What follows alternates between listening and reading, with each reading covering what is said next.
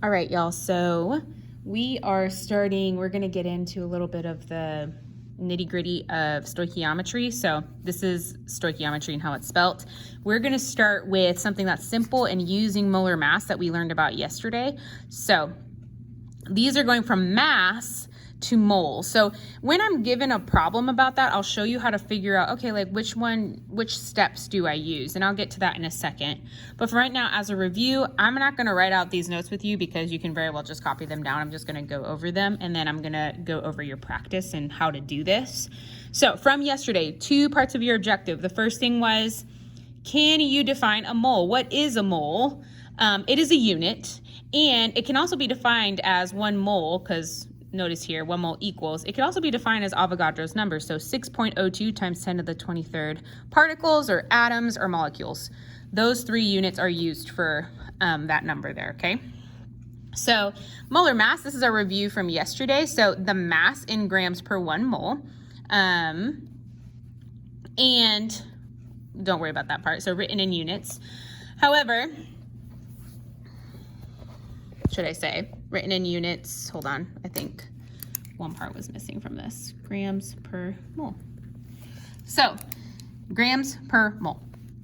We went over that yesterday. Anywho, so now come this part of the conversion factors. And I definitely, I introduced this yesterday to you guys. Guys, a conversion factor is just any fraction that helps us convert 1 unit to another unit, right? So some examples, notice up here, 1 mole equals 6.02 times 10 to the 23rd. And look at how we write it here, 1 mole over 6.02, or it could be the reverse, 6.02 over 1 mole.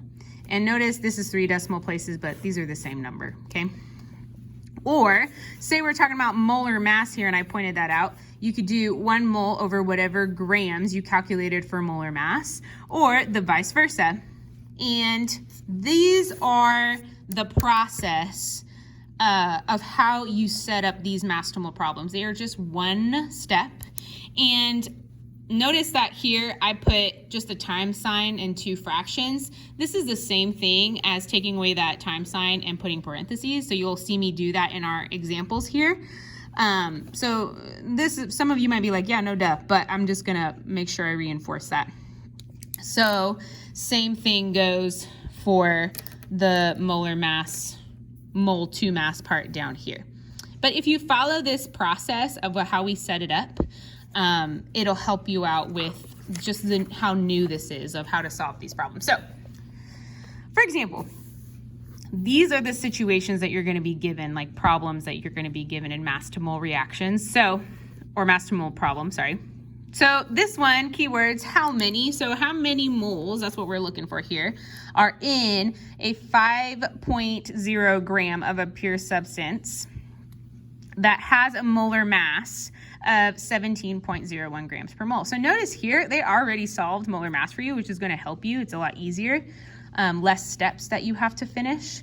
But your first step, guys, in any of these problems is just to identify what I call your known and your unknown, which you'll eventually see me abbreviate as K and U.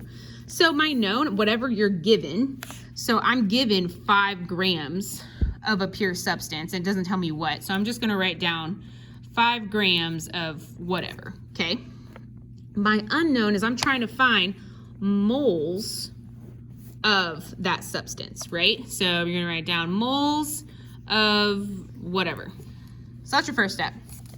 The next step is you just set up your problem. This is a 1-step process, so it's just 1 parenthesis, and you kind of follow whatever we did in our notes. So you start whatever, in all problems that we do, you always start with your known. So you can at least write that part there. So here we're gonna start with 5 grams of whatever substance this is, and you put it over 1. That's your first step, okay? Next thing, and for mass to mole problems, guys, they are just a 1-step problem. You set up your parentheses and we put a fraction bar in the middle, okay? So this is where yesterday's stuff from yesterday's PowerPoint comes into play, and I want you to kind of remember is that we need to cancel out like units so that way we can get to whatever unit we're trying to convert grams to. So here I'm trying to convert grams to moles. And so the conversion factor that I need to use, and let's go back in our notes here. The conversion factor that I need to use is molar mass, because I'm trying to get from grams to moles. So if I have grams here, what unit, not number, what unit needs to go on the bottom so that it cancels out? Because remember, in the shapes yesterday, they were diagonal, right? And that's how they canceled out. So grams needs to go on the bottom. So grams of whatever needs to go on the bottom. And I'm trying to get to what? I'm trying to get to moles. So moles needs to be on the top. Moles of whatever. Okay? So if you're like, well, what numbers go here, Miss Mites? I don't really know what numbers to put. What is grams per mole? What did we do yesterday? Molar mass. And you're given that. You don't even need to solve for that. So here I'm given 17.01 grams. So I'm going to put 17.01 on the bottom. And it's per 1 mole. For molar mass, guys, it'll always be 1. It'll always be per 1 mole. Okay? That's it. Then when I do that, what is going to cancel out here? Grams are going to cancel out, and what do I end up with? Moles. And that's exactly what I wanted to end up with, right? So the last step is just to plug in your numbers into a calculator. Now, for those of you that are not math savvy, and I gave you, onliners, I gave you a link on Canvas for a calculator if you don't have one. So the easiest way to do this, guys, is multiply everything on the top, get a number, and divide it by whatever's on the bottom. So here, 5 times 1 is obviously 5, so we don't need to put that in, but 5. And then you're going to divide that by whatever's on the bottom. So 17.01 times 1 is going to be itself, right? So we're going to divide that by 17.01. What do we get? Go ahead and do whatever amount of decimal places is given to you in the problem. So for here, we're given 2 decimal places, so just keep it at 2. So we'll round to 0.29, right? Because that 3 doesn't make that 9 go up. So this will end up being 0.29 moles. And that's it. Simple as that for that. But notice, because we were given molar mass already, we didn't need to calculate molar mass, but that's why I had you guys practice that yesterday. So what if I'm given something that I do need to calculate molar mass, okay? So notice that it says, how many grams mass are in 4.95 moles of Na3PO4, right? So again, my known, what am I given? 4.95 moles of Na3PO4. What is my unknown? Grams, right? So how many grams? Keywords, how many? So grams of Na3PO4, same substance. All right, so just like we did on the other up here, you always start with your known over 1. So we're gonna put 4.95 moles of Na3PO4, and we're gonna put that over 1. And mass to mole is always 1 step, so you can just set up 1 parenthesis. Okay, so once again, if I have moles of Na3PO4 on the top here, moles of Na3PO4 needs to also be on the bottom for it to cancel out. Okay, and I'm trying to get to what?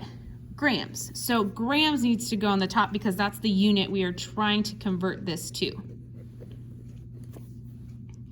Okay, now come the numbers. What is grams per mole again? Molar mass. So I need to solve for molar mass. So that's kind of like a separate step that we need to do. So molar mass here. So I have Na. So this is what we did yesterday, Na, P, and O. This is where you need your periodic tables. Let me get mine really quick. So we're gonna look at the atomic mass. Sorry, it's a little shaky. I don't have my stand today. So we have Na, 22.9. Round that up to 23. Oop, you can't even see it. Goodness gracious, Delilah. So 23, and then we have P, 30.9, right? So 30.9, if it's 0.9, we round it up, so 31 Oxygen, look up here, 16. Okay, then we need to multiply it by the number of atoms, right? So here, how many NAs do I have? 3, so we need to multiply this by 3. How many P's do I have? 1, so I multiply it by 1. How many O's do I have? 4, so I multiply it by 4. Okay, so then use your calculator if you can't do it in your head. 23 times 3, 69. This is 31, and then this is 64. Then you add these 3 numbers together to get a molar mass. So we do 69 plus 31 plus 64. 31 plus 64. 164. So this will be 164 grams per mole. So we just found the molar mass, and now we can use that as the numbers that are going to go here. Okay, so notice that I have 164 grams, so we're going to put 164 grams per 1 mole. Again, it'll always be 1 for molar mass. So now you just plug in your numbers, right? Because if I do all of this, what's going to cancel out? Moles of Na3PO4, moles of Na3PO4. I end up with grams, and is that what I wanted? Yes. So then multiply. Everything on the top gets multiplied and divide it by everything multiplied on the bottom. But this is all, 1 times 1 is 1. So it's just going to be whatever's on the top, if that makes sense. So you're going to do 4.95 times 164. 164. So this is going to be 811.8 grams of Na3. And guys, I need to see units. This is why I'm stressing units so much, because of all the numbers going on, okay? So I need to see this G in Na3PO4, okay? So this is what you're doing today. You're gonna keep practicing this. So on your practice for today, the first part, which is pre-AP's classwork, and then generals, this is your classwork for today as well, I guess. You are going like the directions say you need to solve for mass with the given mole. So I'm going to do number 1 with you. This is straight from your practice that you're going to be looking at today, okay? Please make sure you follow the directions. If you just type out a bunch of answers on here and submit your Google Doc, you're going to get a missing. That's not what I asked you to do. So please read the directions. You need to do it in your notebook. So here for number 1, I'm starting out with 2 moles of C6H12O6. In the directions, I tell you, I give you a hint. You need to solve for molar mass for all of these, okay? So, what I already know is 2 moles, so we're gonna put that over 1, and you're gonna set up your parentheses just like we did in our examples, okay? So, again, if I have moles of C6H12O6 on the top, I need to also have moles of C6H12O6 on the bottom, right? And I'm trying to solve for mass, which is grams. So I need to get 2 grams, so that's what's gonna go on the top, C6H12O6, okay? That way, these 2 will cancel out, and I end up with grams. That's what I want, right?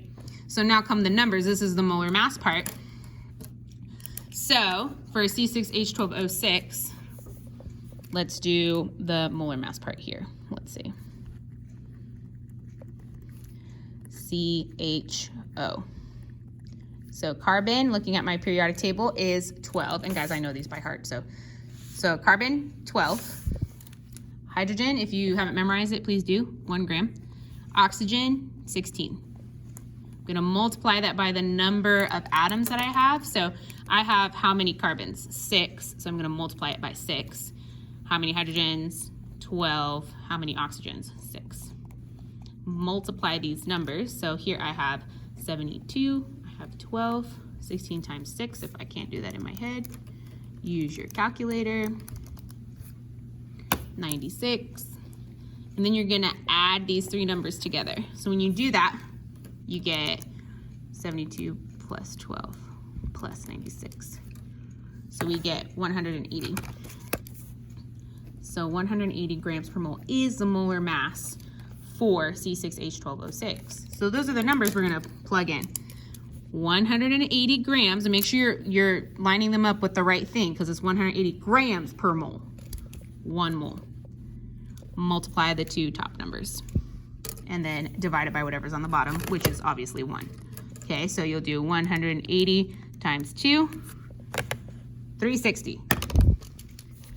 360, and what are my units? The moles canceled out, so grams of C6H12O6. Okay, classwork is pretty, I already did 1 with you, so you technically already just need to do 6 on your own time for the classwork for today. So if you're general, you're welcome, general chem, you're welcome to stop the video now. Go away, have fun. Okay, so have fun, submit your work. Now, pre-AP, keep in mind that this second half is a little different for you guys. This second half is going to be your homework for tonight. For general, this is going to be your classwork for tomorrow. So, this part is the same thing, just flipped. Here, you're given grams, and you want to go to moles. So the only thing that's different is what you're starting with. So let's say we're doing number 1. So let's see, homework, pre-AP.